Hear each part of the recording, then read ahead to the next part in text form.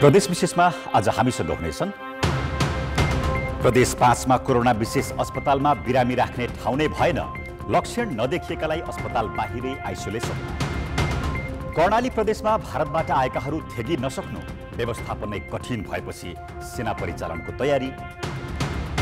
महामारीमा राजनैतिक नेतृत्व र कर्मचारीको आआफ्नै ताल, नेताका हचुवा बोलीले बिरामीलाई शास्ति। र गुजारा चलाउनै कठिन भएपछि मजदुर निस्किए बगरमा, कास्कीको रामघाटमा जीविका खोज्दै 150 मजदुर। नमस्कार, म प्रवीण शिवाकोटी। यी थिए प्रदेश विशेषमा आजका सामग्री। यसबाहेक तरकारी नबिकेपछि चितवनका किसानले बारीमै कुहाएर मल बनाउन थालेको सामग्री हामीसँग रहनेछ। हेर्दै गर्नुहोस् प्रदेश विशेष समाचार, समीक्षा र सन्देश।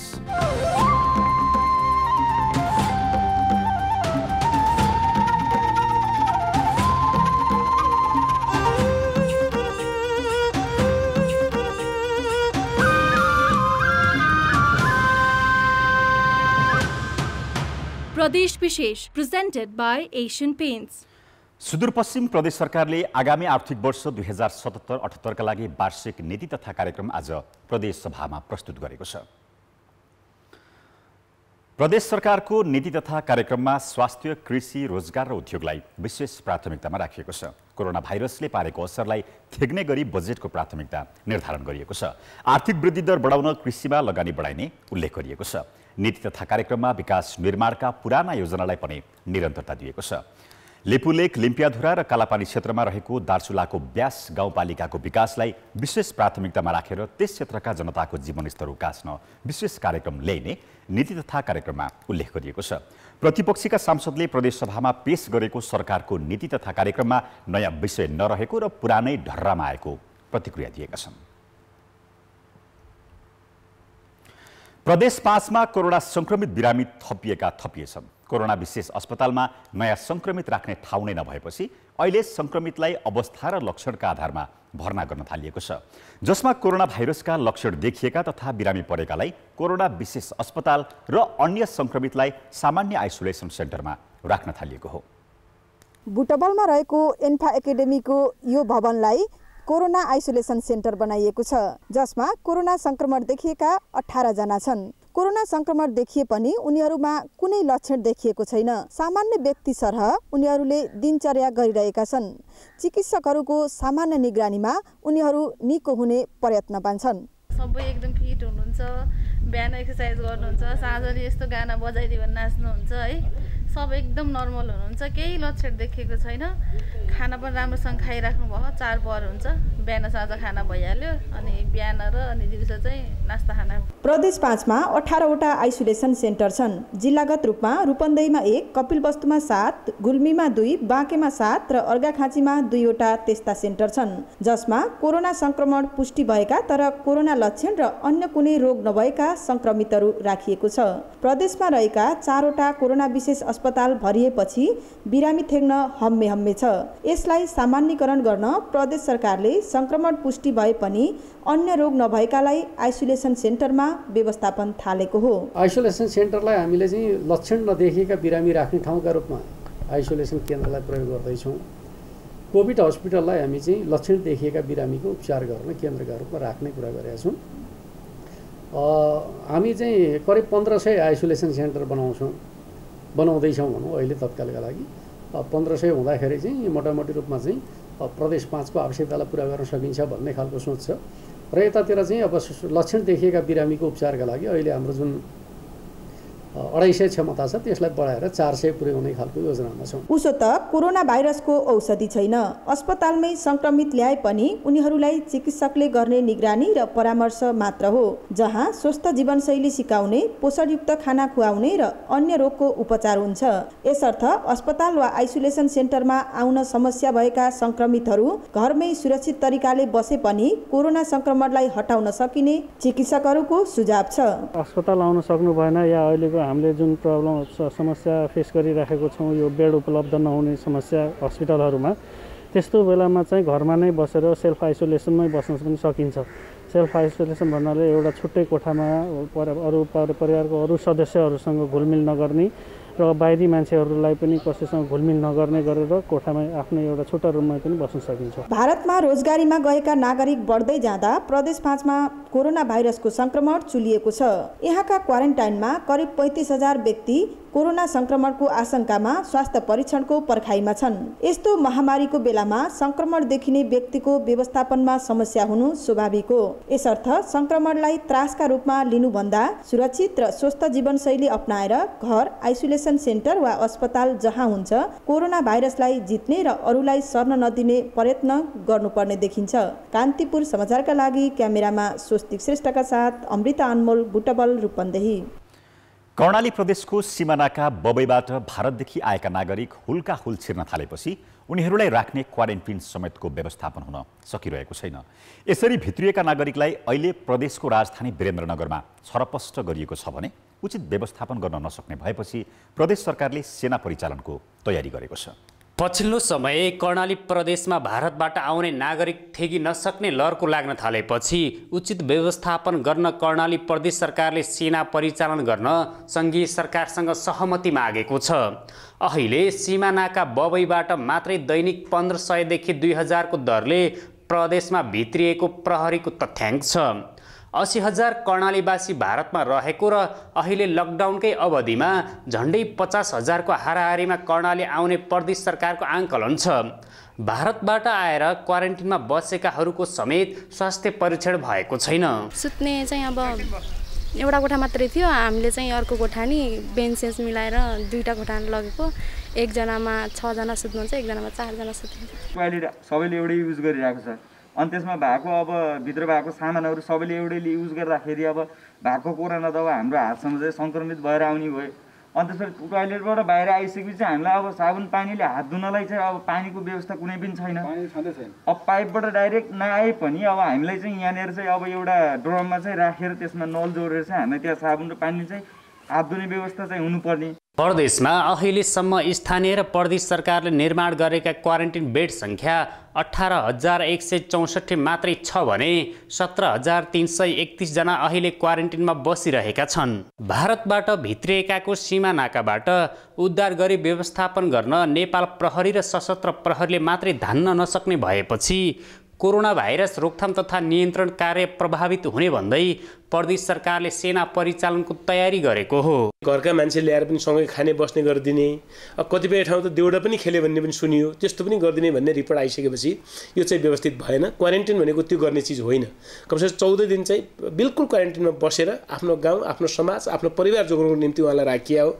कतिपय ठाउँमा त कारबाही गर्न राखिया कि भन्ने जस्तो पनि बुझाइ हुने, ढङ्गले बुझिदिँदाखेरि त्यो अलि अव्यवस्थित हुने, त्यसले सङ्क्रमणको जोखिम बढाउने हुनाले क्वारेन्टाइनमा कमसेकम सेनाहरू चाहिँ हामीले चाहिँ राख्न सक्यौँ भने त्यसलाई व्यवस्थित गर्न सकिन्छ, सुरक्षाको हिसाबले अलि मजबुत गर्न सकिन्छ र त्यो जोखिम बढ्दैन भन्ने आशयका साथ प्रदेश सरकारले नेपाल सरकारलाई चाहिँ सेना पनि व्यवस्थित ढङ्गले परिचालन गरिदिनु पर्यो। सेनाको सहयोग हामीलाई आवश्यक चाहियो भने हो। पछिल्लो एक सातामा भारतबाटै भित्रिएकाहरूमा भाइरस सङ्क्रमण बढी देखिएको छ।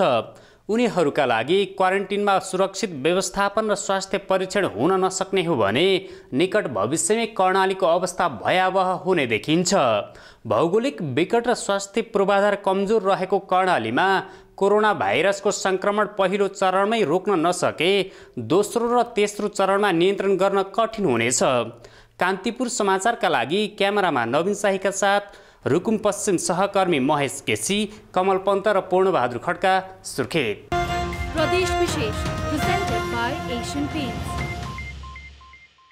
ब्रेकपछि प्रदेश विशेषमा स्वागत छ। कोरोना भाइरस रोकथाम तथा नियन्त्रणका लागि राजनैतिक नेतृत्व र कर्मचारी तन्त्रबीच प्रदेश 1 मा अझै समन्वय हुन सकेको छैन, जसले गर्दा नेताहरूले गर्दै आएको आकलन झुटा साबित हुँदै गएका छन् भने बिरामी शास्ति भोग्न बाध्य छन्। झापा कचना कवलबाट 27 जना भाइरस संक्रमित जेठ 16 गते राति करिब 11 बजे बीपी कोइराला स्वास्थ्य विज्ञान प्रतिष्ठान धरान आइपुगेका थिए। प्रदेशको सामाजिक विकास मन्त्रालयले प्रतिष्ठानसँग समन्वय गरेर पठाएका ती संक्रमितलाई अस्पतालले भर्ना नगर्दा उनीहरूले खुला चौरमै रात कटाए। 12 घण्टापछि मात्र उनीहरू अस्पताल भर्ना भए। यस्तै धरानकी 59 वर्षीय महिलामा जेठ 7 गते भाइरस संक्रमण पुष्टि भयो। उपचारका लागि धरान धरानकै बीपी कोइराला स्वास्थ्य विज्ञान प्रतिष्ठान पुग्न उनले 18 घण्टा कुर्नु पर्यो।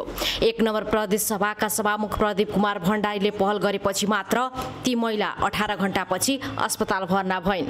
ती महिलाको सम्पर्कमा आएका व्यक्तिको स्वाब परीक्षणका लागि समेत रोइलो नै चल्यो।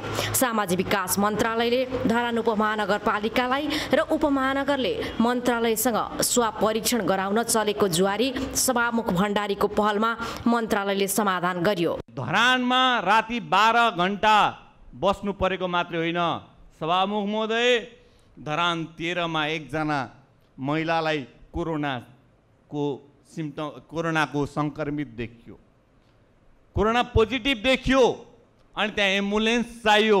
धरान आधुनिक सहर धरान, विराटनगर धरानको दूरी पनि धेरै छैन, करिब 1 घण्टाको दूरी छ। मन्त्रालय यही छ, तर त्यो बिरामीलाई बीपी केएसएसमा लानको लागि 18 घण्टा रुङ्नु पर्यो। 18 घण्टा कति व्यवस्थित छ प्रदेश सरकार। जेठ 6 गते 1 नम्बर प्रदेशका आन्तरिक मामिला तथा कानुन मन्त्री हिक्मत कुमार कार्कीले 10,000 मानिसको जेठ 15 गतेसम्ममा स्वाब परीक्षण गरिसक्ने बताएका थिए, तर त्यो अझै भएको छैन। हामीले जेठ 15 गतेभित्र हामी 10,000 सङ्ख्या PCR टेस्टिङ पुर्याउँछौँ। त्योभन्दा बढी हामी आवश्यक पर्दाखेरि 50,000 सम्म गर्नुपर्छ कि भन्ने तयारीका साथ आउँदो महिनाहरूको लागि पनि तयारी सुरु गरेका छौँ। 1 नम्बर प्रदेशले जेठ 17 गतेसम्म 6,936 जनाको मात्र स्वाब परीक्षण गरेको छ। हिजोको तथ्याङ्क हेर्दाखेरि 6,936 जनाको गरेका छौँ, जसमध्ये 160 वटा पोजिटिभ आएको छ होइन, र सँगसँगै आरडिटी पनि झन्डै 12,000 को 11,933 को गरिसकेका छ। मन्त्री कार्कीको भनाइले नेताहरू आश्वासन त दिन्छन् तर पूरा गर्दैनन्। कति दिनमा कति जनाको स्वाब परीक्षण गर्न सकिन्छ भन्ने आंकलन पीसीआर प्रयोगशालाको क्षमताका आधारमा प्राविधिकले भन्ने कुरा हो, तर पदमा पुगेपछि सबै कुरा जानिन्छ भन्ने किसिमले प्रतिक्रिया दिँदा जनता झुकिने गरेका छन्। कान्तिपुर समाचारका लागि सुनसरी सहकर्मी अर्जुन सुवेदीका साथ सुशीला पाठक, विराटनगर, मोरङ। लकडाउनका बेला धेरै मजदुर कामविहीन बनेका छन्। कतिपयलाई जीविकोपार्जनमा धौधौ परेको छ, तर पोखराको मध्य भागमा रहेको स्वेती नदी किनारमा पर्ने रामघाटमा मजदुरले भने ढुङ्गा, गिटी र बालुवा निकालेर दैनिक गुजारा चलाइरहेका छन्।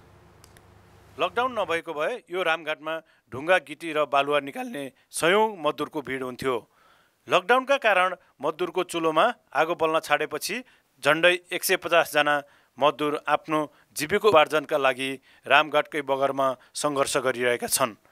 कतिपयले राहत नपाएको र पाएकाले पनि धेरै दिन थेक्न नसकेपछि उनीहरू बगरमा फर्किन बाध्य भएका हुन्। दैनिक काम नगरी परिवारको हात मुख जोड्ने अवस्था नभएपछि यी मजदुरले गर्मी नभनी काम गर्नु परेको हो। पोखरा महानगरले 1 मिटर गहिराईसम्म नदीजन्य पदार्थ निकाल्न पाउने नियम बनाएपछि मजदुरले सोही अनुसार ढुङ्गा, गिटी र बालुवा निकालिरहेका छन्। लकडाउन भरि बस्दाखेरि हामीलाई भात खान पनि गाह्रो भयो, तिउन तरकारी खान पनि गाह्रो भयो। 1.5 महिनासम्म बसियो। हामीलाई त अब खाना नगरपालिका ओडाले पनि रात दिन थाहै गरेन, खोला काम गर्छन् भनेर। हामी त मजदुर जेला त मर्को त पर्यो भनेर के अनि हो, पर्यो भने आखिर यस्तो पाँगो फालेर यो ढुङ्गा फालेर 1 हप्ता लाउँछ एकटी पुर्याउनलाई। मजदुरले हातले नै नदीजन्य पदार्थ गिटी, ढुङ्गा, बालुवा निकाल्दछन्। ढोकोमा बोकेर ट्रकसम्म पुर्याउँछन्। 1 ट्रक बराबर 3,000 रुपियाँ मजदुरले पाउँछन्। 1 ट्रक बनाउन 1 दिनदेखि 2 दिनसम्म लाग्ने मजदुरको भनाइ छ। जतिसुकै कठिन काम भए पनि लकडाउनका बेला काम गर्न पाएकोमा उनीहरू सन्तुष्ट छन्। समस्या धेरै जटिल छ। तपाईँको रोगले भन्दा नि भोकले मर्ने अवस्था आइसक्यो। अब तपाईँको कति आपत छ, घरमा बुढी सुत्केरी छ, अब खानु केही छैन। कतैले भन्छ वडा कार्यालय गएपछि रात हुन्छ भन्छन्। अब वडा कार्यालय अब कहाँ हो, के हो, राम बजार भन्छ, अब थाहै छैन। रात नमिलिकन मिलेको 5 केजी चामल अनि तपाईँको 1 केजी दाल अनि तपाईँको आधा लिटर तेल मिलाएको। अहिले चौधबाट अहिलेसम्म के गर्नु, यस्तो आपत छ। लकडाउनका कारण समस्यामा परेका मजदुरलाई स्थानीय तह, सङ्घीय र प्रदेश सरकार लगायत विभिन्न सङ्घ संस्थाले राहत वितरण गरिरहेका छन्। तर त्यो मजदुर वर्गका लागि प्रभावकारी हुन सकेको छैन। दैनिक काम गरेर खाने वातावरण बनाइदिन सके एकातिर विकास निर्माणको काम पनि हुने, अर्कातिर मजदुरको घरमा चुलो बल्न पनि सहयोग पुग्नेमा दुई मत छैन। कान्तिपुर समाचारका लागि इन्द्र पौडेल, पोखरा। प्रदेश विशेष presented by Asian Paints। ब्रेकपछि प्रदेश विशेषमा पुनः स्वागत छ। लकडाउनका कारण धेरैतिरका किसानलाई तरकारी बिक्री गर्न समस्या भइरहेको छ। तरकारी बिक्री नहुँदा उनीहरू पिरौलिएका छन्। तर चितवनका केही किसानले भने बिक्री हुन नसकेर खेर गइरहेको तरकारीको सदुपयोग गर्न थालेका छन्। पूर्वी चितवन खैरहनी नगरपालिका 1 बहेराका किसान लक्ष्मण चौधरीले यसपालि 1 बिघा क्षेत्रफलमा भिन्डी तरकारी मात्रै लगाएका थिए। एउटै तरकारी लगाउँदा बिक्री गर्न सहज हुने र आम्दानी पनि हुने अनुमान लगाएर भिन्डी खेतीलाई प्राथमिकता दिए। तर बिक्री गर्ने बेलामा कोरोना भाइरसको सङ्क्रमणले देशमा लकडाउन भएपछि तरकारी खेतमै थन्कियो। सुरुमा घाटा खाएरै प्रति केजी 5 रुपैयाँमा भिन्डी बिक्री गरे पनि पछिल्लो समय निशुल्क लैजाऊ भन्दा पनि लिन मान्छे आएनन्। बिक्रीका लागि बोरामा तयार पारेर राखेको तरकारी पनि बिक्री नहुँदा कुहिएपछि अन्ततः उनले कम्पोस्ट मल बनाएर सदुपयोग गर्न थालेका छन्। बिक्री नभएपछि कहाँ फाल्ने अलमलमा परेर मैले अनि पहिला तालिम लिएको अनुभवले गर्दाखेरि अनि सम्झेँ यसलाई त म कम्पोस्ट मलमा युज गर्न पर्यो भनेर अनि कम्पोस्ट मल बनाउनलाई सुरु गरेँ। कृषक चौधरीले विभिन्न समयमा तरकारीबाट कम्पोस्ट मल बनाउन तरिकाबारे तालिम समेत लिएका थिए। सोही ज्ञानका आधारमा उनले अहिले घरेलु सामग्रीहरू भेली, पिना, खुर्सानी, निम, गोबर लगायतको प्रयोग गरी कम्पोस्ट मल बनाउन थालेका छन्। यसरी नै खेर गइरहेको तरकारीबाट भरतपुर महानगरपालिका 25 अमृतनगरकी किसान उमा सुवेदीले पनि सदुपयोग गर्न थालेकी छिन्। उनले 10 क्विन्टलको करेला सुकाएर चाना बनाउन थालेकी छिन्। 50 क्विन्टल करेलाको चाना बनाउने उनको लक्ष्य छ। चाना बनाएर यसलाई चाहिँ अफ सिजनमा यसको खास गरी चाहिँ असोजदेखि चैतसम्म चाहिँ यो अलि अभावै हुन्छ। त्यतिखेरलाई चाहिँ यो अभावको मौसममा पनि समयमा पनि यसलाई चाहिँ सदुपयोग गर्न सकियोस्। अहिले अब खेरगाको यतिखेर बिक्री नभएको कारणले गर्दा चाहिँ पछिसम्म चाहिँ काम लाग्छ भनेर बनाएको। अहिले तरकारी बिक्री नहुने समस्या चौधरी र सुवेदीको मात्रै होइन, सबैतिरका किसानको समस्या उस्तै छ। तर खेर गइरहेको तरकारीको सदुपयोग गर्न जानेका किसानहरू धेरै कम मात्रामा छन्। अब अन्यत्रका किसानहरू पनि खेर गइरहेको तरकारीलाई पछिसम्म बिक्री गर्न मिल्ने तरकारी बनाउनतिर जोड दिने कि? कान्तिपुर समाचारका लागि राजु चौधरी, भरतपुर, चितवन। प्रदेश विशेष आजका लागि यति नै। प्रदेश समाचारहरूको साथमा भोलि फेरि आउनेछौँ। नमस्ते।